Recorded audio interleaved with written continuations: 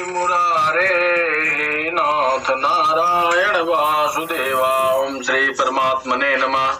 अथ पंचमोऽध्याय, पांचवा अध्याय। अर्जुनवाच संन्यासं कर्मणां कृष्ण पुनर्योगं च संससि ये चेयत्योरेकं तन्मे ब्रूहि सुनिश्चितम्। अर्जुन बोले, हे कृष्ण, आप कर्मों का स्वरूप से त्याग करने की और फिर कर्मयोग की प्रशंसा करते हैं। अतः इन दोनों साधनों में जो एक निश्चित रूप से कल्याणकारक हो उसको मेरे लिए कहिए। व्याख्या। चौथे अध्याय के अंत में भगवान ने अर्जुन को युद्ध के लिए खड़ा होने की आज्ञा दी थी, परंतु यहाँ अर्जुन के प्रश्न से पता लगता है कि उनके भीतर युद्ध करने अथवा न करने की और विजय प्राप्त करने अथवा न करने की अपेक्षा भी मेरा कल्याण कैसे हो, इसकी विशेष चिंता है। उनके अंतःकरण में युद्ध की तथा विजय प्राप्त करने की अपेक्षा भी कल्याण का अधिक महत्व है। अतः प्रस्तुत श्लोक से पहले भी अर्जुन 2 बार अपने कल्याण की बात पूछ चुके हैं। गीता 2:7 और 3:2। श्री भगवान वाच संन्यास कर्म योगस्य निःश्रेयस्करावुभो तयोस्तु कर्म संन्यासात्म कर्म योगो विशेषते।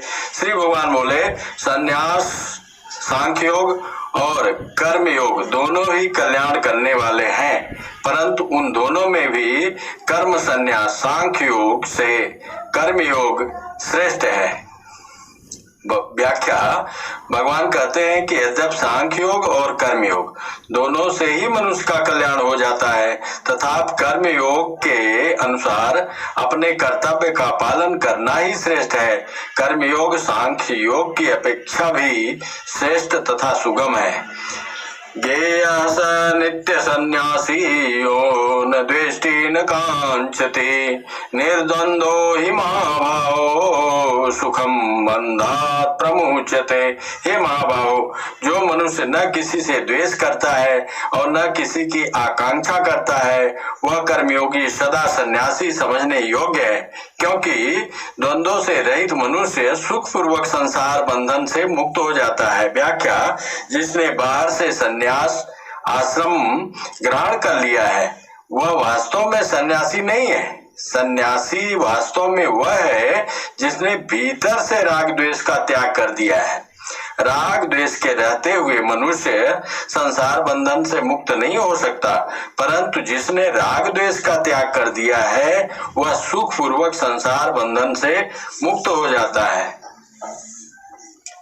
ज्ञान योग में अपने स्वरूप को जानने की मुख्यता रहने से ज्ञान योगी में उदासीनता रहती है, परंतु कर्मयोगी में दूसरे के हित की मुख्यता रहती है। इसलिए आम वृत्ति का त्याग कर्म योग में सुगम है, ज्ञान योग में नहीं। सांख्य योगो पृथक बाला प्रवदन्ति न पंडिता एकम प्यासित सम्यग् उभयोर्विन्दते फलम। वे समझ लोग सांख्य योग और कर्म योग को अलग अलग फल वाले कहते हैं, न कि पंडित जन, क्योंकि इन दोनों में से एक साधन में भी अच्छी तरह से स्थित हुआ मनुष्य दोनों के फल परमात्मा को प्राप्त कर लेता है।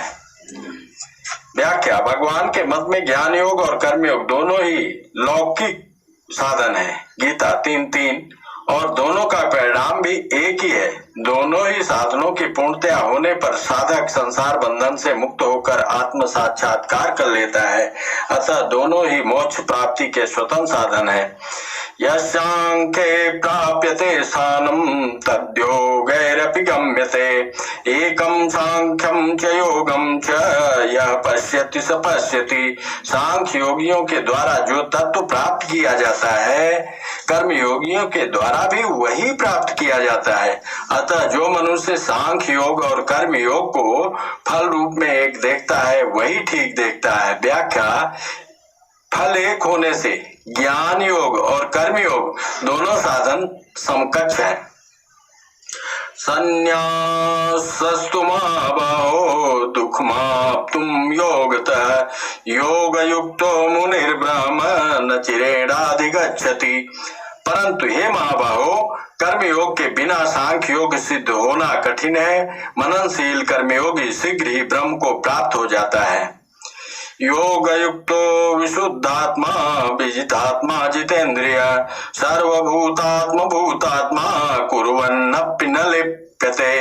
जिसकी इंद्रिया अपने बस में है, जिसका अंतःकरण निर्मल है, जिसका शरीर अपने बस में है और संपूर्ण प्राणियों की आत्मा ही जिसकी आत्मा है, ऐसा कर्मयोगी कर्म करते हुए भी लिप्त नहीं होता। व्याख्या: शरीर, इंद्रिया और अंतःकरण से संबंध विच्छेद हो जाने पर कर्मयोगी को प्राणी मात्र के साथ अपनी एकता का अनुभव हो जाता है। एक देशीय मिटने पर जब कर्मयोगी में कर्तापन नहीं रहता, तब उसके द्वारा होने वाले सब कर्म अकर्म हो जाते हैं। नैव किश्चित् करोमीति युक्तो मन्येत तत्त्ववित् पश्य शृणु न स्पृह जिघ्न जिघ्न गच्छन् स्वपश्वसन् प्रवपवेन सृजन् गृहन् सुगृहन् सुमिशीनपि इंद्रियार्थेषु वर्तन्ते इति धारयन्। तद को जानने वाला सांख्य योगी देखता हुआ, सुनता हुआ, छूता हुआ, सूंघता हुआ, खाता हुआ, चलता हुआ, ग्रहण करता हुआ, बोलता हुआ, मलमूत्र का त्याग करता हुआ, सोता हुआ, श्वास लेता हुआ तथा आंख खोलता और मूंदता हुआ भी संपूर्ण इंद्रियों के विषयों में बरत रही है, ऐसा समझकर मैं स्वयं कुछ भी नहीं करता हूँ, ऐसा माने। ब्राह्मण्याध्याय कर्माणि संयम त्यक्त्वा करोति लिप्यते न पापेन पद्मपत्र विमाम्यवाम्बसा। जो भक्ति योगी संपूर्ण कर्मों को परमात्मा में अर्पण करके और आसक्ति का त्याग करके कर्म करता है, वह जल से कमल के पत्ते की तरह पाप से लिप्त नहीं होता। व्याख्या: कर्मयोगी संपूर्ण कर्मों को संसार के अर्पण करता है, ज्ञान योगी प्रकृति के अर्पण करता है और भक्ति योगी भगवान को अर्पण करता है। तीनों का परिणाम एक ही होता है। तीनों योगों में अपने लिए कुछ न करना आवश्यक है। कायेन मनसा बुद्ध्या कैवलैरिन्द्रियैरपि योगिना कर्म कुर्वन्ति संयम त्यक्त्वा आत्मशुद्धये। कर्मयोगी आसक्ति का त्याग करके केवल ममता रहित इंद्रियां, शरीर, मन और बुद्धि के द्वारा अंतःकरण की शुद्धि के लिए ही कर्म करते हैं। व्याख्या: ममता का सर्वथा नाश होना ही अंतःकरण की शुद्धि है। कर्मयोगी साधक और शरीर, इंद्रियां, मन, बुद्धि को अपना तथा अपने लिए न मानते हुए प्रत्युत संसार का तथा संसार के लिए मानते हुए ही कर्म करते हैं। इस प्रकार कर्म करते करते जब ममता का सर्वथा अभाव हो जाता है, तब अंतःकरण पवित्र हो जाता है। पवित्र होने पर अंतःकरण से संबंध विच्छेद होकर स्वरूप में स्थित हो जाती है। युक्त कर्म फलम त्यक्त्वा शांतिमाप्नोति नैष्ठिकम् अयुक्त काम कारेण फले शक्तो निबध्यते। कर्मयोगी कर्म फल का त्याग करके नैष्ठ की शांति को प्राप्त होता है, परंतु सकाम मनुष्य कामना के कारण फल में आसक्त होकर बंध जाता है। व्याख्या: कर्म बंधने वाले नहीं होते, प्रत्युत कर्म फल की इच्छा बांधने वाली होती है।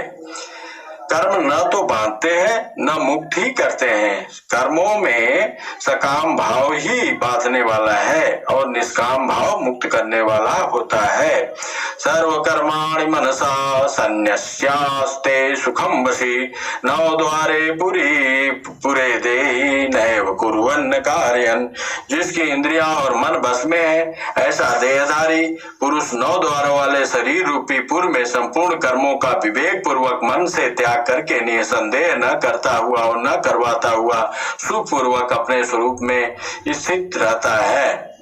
न कर्तृत्वं न कर्माणि लोकस्य सृजति प्रभु न कर्म फल संयोगम स्वभावस्तु प्रवर्तते। परमेश्वर मनुष्यों के न कर्तापन की, न कर्मों की और न कर्म फल के साथ संयोग की रचना करते हैं, किंतु स्वभाव ही बरत रहा है। न दत्ते कस्यचित् पापं न चैव सुकृतं विभु अज्ञानेनावृतं ज्ञानं तेन मुह्यन्ति जन्तवः। सर्वव्यापी परमात्मा न किसी के पाप कर्म को और न किसी के शुभ कर्म को ही ग्रहण करता है, किंतु अज्ञान से ज्ञान ढका हुआ है, उसी से सब जीव मोहित हो रहे हैं। व्याख्या: सर्वव्यापी चेतन तत्व किसी के भी पाप कर्म अथवा पुण्य कर्म का कर्ता और भोक्ता नहीं बनता, प्रत्युत अज्ञान बस जीव ही कर्ता भोक्ता बन जाता है, ज्ञान का कभी अभाव नहीं होता। अतः अज्ञान शब्द ज्ञान के अभाव का वाचक नहीं है, प्रत्युत अधूरे ज्ञान का वाचक है। बौद्धिक ज्ञान अधूरा ज्ञान है। अधूरे ज्ञान से ही ज्ञान का अभिमान उत्पन्न होता है। पूर्ण ज्ञान होने से अभिमान मिट जाता है। अतः बौद्धिक ज्ञान को महत्व देना बहुत बड़ा अज्ञान है। बौद्धिक ज्ञान को महत्व देने से वास्तविक ज्ञान की ओर दृष्टि नहीं जाती। यही अज्ञान के द्वारा ज्ञान को ढकना है। ज्ञानेन्तु तज्ज्ञानम् येषां नासीत्मात्मनः तेषामादित्यवत् ज्ञानं प्रकाशयति तत्परम्। परंतु जिन्होंने अपने जिस ज्ञान के द्वारा उस अज्ञान का नाश कर दिया है, उनका वह ज्ञान सूर्य की तरह परम तत्व परमात्मा को प्रकाशित कर देता है। व्याख्या: अपने विवेक को महत्व देने से अज्ञान का नाश हो जाता है। अज्ञान का नाश होने पर वह विवेक ही तत्व ज्ञान में परिणित हो जाता है। अज्ञान का नाश विवेक को महत्व देने से होता है, अभ्यास से नहीं। अभ्यास करने से जड़ता के साथ संबंध बना रहता है, क्योंकि जड़ता शरीरादि की सहायता के लिए बिना अभ्यास होता ही नहीं। तत्व ज्ञान का अनुभव जड़ता के द्वारा नहीं होता, प्रत्युत जड़ता के त्याग से होता है। तद्बुद्धस्तदात्मानस्तन्निष्ठास्तपरायणा गच्छन्त पुनरावृत्तिम ज्ञान निर्धूत कलमसा। जिनका मन तदाकार हो रहा है, जिनकी बुद्धि तदाकार हो रही है, जिनकी स्थिति परमात्म तत्व में है, ऐसे परमात्म परायण साधक ज्ञान के द्वारा भाव रहित होकर अपुनरावृत्ति परम गति को प्राप्त होते हैं। व्याख्या: जहाँ मन बुद्धि लगते हैं वहाँ स्वयं भी लग जाता है, यह जीव का स्वभाव है। अतः मन बुद्धि परमात्मा में लगाने पर स्वयं भी परमात्मा में लग जाता है। गीता 12:8। स्वयं परमात्मा में लगने पर अहम चिज्जड़ ग्रंथ मिट जाता है। अहम मिटने पर सभी विकार मिट जाते हैं, क्योंकि सभी विकार पाप ताप अहम पर ही टिके हुए हैं। अहम मिटने पर साधक साधन में और साधन साध्य में विलीन हो जाता है। फिर एक परमात्मा के सिवाय अन्य कोई सत्ता नहीं रहती। यही अपुनरावृत्ति को प्राप्त होना है, कारण कि जो परमात्मा तत्व सब देश काल आदि में परिपूर्ण है, उसे प्राप्त होने पर पुनरावृत्ति का प्रश्न ही पैदा नहीं होता। विद्या विनय संपन्ने ब्राह्मणे गविहस्तिनि सुनिश्चयस्पाके च पंडिता समिदर्शिना। ज्ञानी महापुरुष विद्या विनय युक्त ब्राह्मण में और चंडाल में तथा गाय हाथी एवं कुत्ते में भी समरूप परमात्मा को देखने वाले होते हैं। व्याख्या: बेसमझ लोगों के द्वारा यह श्लोक प्रायः सम व्यवहार के उदाहरण रूप में प्रस्तुत किया जाता है, परंतु इस श्लोक में सम परिवर्तन न कहकर समदर्शिन कहा गया है, जिसका अर्थ है सम दृष्टि न कि सम व्यवहार। यदि स्थूल दृष्टि से भी देखें तो ब्राह्मण चांडाल गाय हाथी और कुत्ते के प्रति सम व्यवहार असंभव है। इसमें विषमता अनिवार्य है। जैसे पूजन विद्या विनय ब्राह्मण का ही हो सकता है, न कि चंडाल का। दूध गाय का ही पिया जाता है, न कि कुतिया का। सवारी हाथी पर ही किया जा सकता है, न कि कुत्ते पर। जैसे शरीर के प्रत्येक अंग के व्यवहार में विषमता अनिवार्य है, पर सुख दुख में समता होती है। अर्थात शरीर के किसी भी अंग का सुख हमारा सुख होता है और दुख हमारा दुख। हमें किसी भी अंग की पीड़ा सह नहीं होती। ऐसे ही प्राणियों से विषम यथा योग्य व्यवहार करते हुए भी उनके सुख दुख में समभाव होना चाहिए। यह अवतर्जित सर्गो येषां साम्ये स्थितिं मनः निर्दोषं समं ब्रह्म तस्मात् ब्रह्मणिते स्थिता। जिनका अंतःकरण समता में स्थित है, जिन्होंने इन जीवित अवस्था में ही संपूर्ण संसार को जीत लिया है, अर्थात वे जीवन मुक्त हो गए हैं, क्योंकि ब्रह्म निर्दोष और सम है, इसलिए वे ब्रह्म में ही स्थित है। व्याख्या: परमात्मा तत्व में स्थित हुए महापुरुष की पहचान है बुद्धि में समता आना, अर्थात बुद्धि में राग द्वेष हर्ष शोक आदि विकार का न होना। जिसकी बुद्धि समता में स्थित हो गई है उसे जीवन मुक्त समझना चाहिए। न प्रहिष्येत् प्रियं प्राप्य नो जिद्येत् प्राप्य च प्रियं। स्थिर बुद्धिर्सम्मूढ़ो ब्रह्मविद् ब्रह्मणि स्थिति। जो प्रिय को प्राप्त होकर हर्षित न हो और अप्रिय को प्राप्त होकर उद्विग्न न हो, वह स्थिर बुद्धि वाला मूढ़ता रहित ज्ञानी तथा ब्रह्म को जानने वाला मनुष्य ब्रह्म में स्थित है। व्याख्या: जीवन मुक्त महापुरुषों को प्रियता और अप्रियता का ज्ञान तो होता है, पर उसके कहलाने वाले अंतःकरण में राग द्वेष हर्ष शोक और आदि विकार नहीं होते। ज्ञान होना दोषी नहीं है, प्रत्युत विकार होना दोषी है। ब्रह्म को जानने से अहम व्यक्तित्व मिट जाता है। अहम मिटने से ब्रह्म को जानने वाला नहीं रहता, प्रत्युत एक ब्रह्म ही ब्रह्म रह जाता है। वह स्पर्शे शक्तात्मा विन्द्यात्मने यत्सुखं स ब्रह्म योग युक्तात्मा सुखम क्षयमश्नुते। वह स्पर्श प्राकृत वस्तु के संबंध में आसक्ति रहित अंतःकरण वाला साधक अंतःकरण में जो सात्विक सुख है उसको प्राप्त होता है। फिर वह ब्रह्म में अभिन्न भाव से स्थित मनुष्य अक्षय सुख का अनुभव करता है। ये हि स्पर्शजा भोगा दुखयो न एव ते आद्यवंत कौन्तेय न ते सुरम ते बुध। क्योंकि हे कुंती नंदन, जो इंद्रियों और विषयों के संयोग से पैदा होने वाले भोग सुख हैं, वे आदि अंत वाले हैं, दुख के ही कारण है। अतः विवेकशील मनुष्य उसमें रमण नहीं करता। व्याख्या: संसार के सभी सुख दुख की अपेक्षा से ही है। कोई भी सुख निरंतर नहीं रहता। यदि सांसारिक सुख निरंतर रहता तो वह दुख रूप ही हो जाता है, कारण कि सांसारिक भोगों में निरंतर सुख देने की शक्ति ही नहीं है। निरंतर सुख देने की शक्ति केवल मोक्ष के अखंडसर रस में ही है। संसार के प्रत्येक सुख भोग का परिणाम दुख होता है, यह नियम है। शक्नोति हैव यः सोढुं प्राक्य शरीर विमोचनात् काम क्रोधोद्भवं वेगं संयुक्त स सुखी नर। इस मनुष्य शरीर में जो कोई मनुष्य शरीर छूटने से पहले ही काम क्रोध से उत्पन्न होने वाले वेग को सहन करने में समर्थ होता है, वह नर योगी है और वही सुखी है। व्याख्या: विवेकी साधक को चाहिए कि वह काम क्रोधाद विकारों को आरंभ में ही सहन कर ले, उनके अनुसार क्रिया न करे।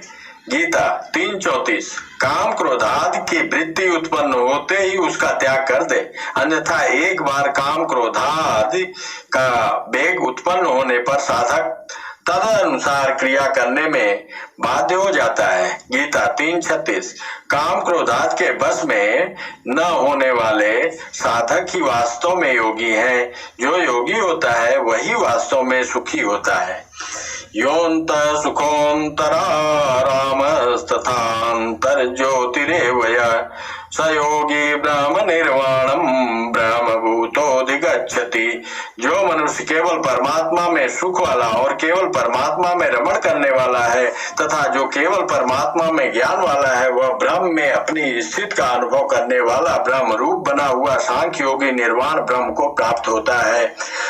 लभन्ते ब्रह्म निर्वाण मृषय क्षीण कलमसा छिन्न द्वेधायतात्मान सर्वभूत हिते रता। जिनका शरीर मन बुद्धि इंद्रियों सहित बस में है, जो संपूर्ण प्राणियों के हित में रत हैं, जिनके संपूर्ण संशय मिट गए हैं, जिनके संपूर्ण दोष नष्ट हो गए हैं, वे विवेकी साधक निर्वाण ब्रह्म को प्राप्त होते हैं।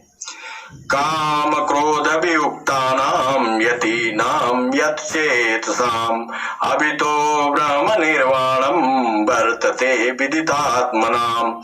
काम क्रोध से सर्वथा रहित जीते हुए मन वाले और स्वरूप का साक्षात्कार किए हुए सांख्य योगियों के लिए सब ओर से शरीर के रहते हुए अथवा शरीर छूटने के बाद निर्वाण ब्रह्म परिपूर्ण है। स्पर्शान् कृत्वा बहिर्ब्रायाश्चक्षुष्वान्तरे भ्रुवो प्राणापानो समो कृत्वा नासाभ्यन्तरचारिणो यतेन्द्रियमनो बुद्धिर्मुनिर्मोक्षपरायण विगतेच्छा भय क्रोधो यः सदा मुक्त एव स। बाहर के पदार्थों को बाहर ही छोड़कर और नेत्रों की दृष्टि को भवों के बीच में स्थित करके तथा नासिका में विचरने वाले प्राण और अपान वायु को सम करके, जिसकी इंद्रिया मन और बुद्धि अपने बस में है, जो केवल मोक्ष परायण है तथा जो इच्छा भय और क्रोध से सर्वथा रहित है, वह मुनि सदा मुक्ति है। व्याख्या। बाहर के पदार्थ को बाहर ही छोड़ने का तात्पर्य है कि साधक की वृत्ति में एक परमात्म तत्व के सिवाय अन्य कोई भी सत्ता न रहे। मुक्ति स्वतः सिद्ध है, पर मिलने और बिछुड़ने वाले प्राणी पदार्थों की सत्ता महत्ता और अपनापन होने के कारण उसका अनुभव नहीं होता। मोक्तारम यज्ञ तपसाम सर्वलोकमहेश्वरम सुइदम सर्वभूतानां ज्ञात्वा माम शान्तिमेच्छति। मुझे सब यज्ञों और तपों का भोक्ता, संपूर्ण लोकों का महान ईश्वर तथा संपूर्ण प्राणियों का सुहृद, स्वार्थ रहित दयालु और प्रेमी जानकर भक्त शांति को प्राप्त हो जाता है। हे भगवान। व्याख्या। भगवान केवल यज्ञों और तपों के भोक्ता ही नहीं, प्रत्युत भक्तों के द्वारा होने वाली संपूर्ण क्रियाओं के भोक्ता भी हैं। गीता 9:27। प्रेम के भोक्ता भी भगवान ही है। कोई किसी को नमस्कार करता है तो उसके भोक्ता भी वही है।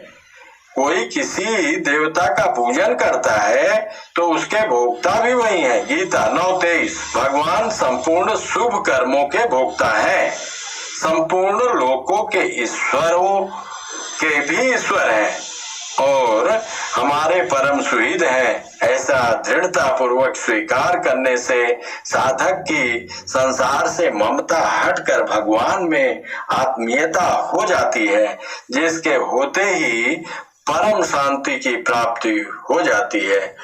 ओम तत्सदित। श्रीमद्भगवत गीता उपनिषत्सु ब्रह्म विद्यायां योग शास्त्रे श्री कृष्णार्जुन संवादे कर्म संन्यास योगो नाम पंचमो अध्याय। हरि ओम तत्सत्। हरि ओम तत्सत्।